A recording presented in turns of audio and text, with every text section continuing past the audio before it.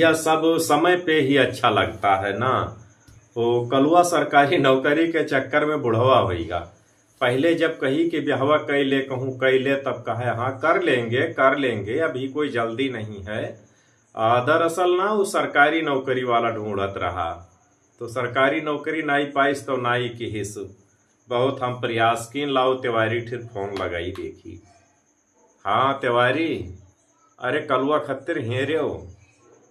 अच्छा अच्छा, हाँ हाँ, नाय नाय अब कई ले परेशान है, अब जान थे कि अब हमरे हरदी न लागी। हाँ कौन मेयर के है। अच्छा अच्छा, करिया करिया रोड के बराबर, रोड के रंगन, अच्छा हाँ हाँ चल जाई। हाँ पढ़िए लिखिए कुछ है। अच्छा अच्छा, पहले के पढ़ी आए। हाँ अच्छा, सब कुछ भुला ही गए हैं। ठीक ठीक, वाह चल जाई। लिखे पढ़ाई नहीं आवत है। हाँ हाँ चल जाई।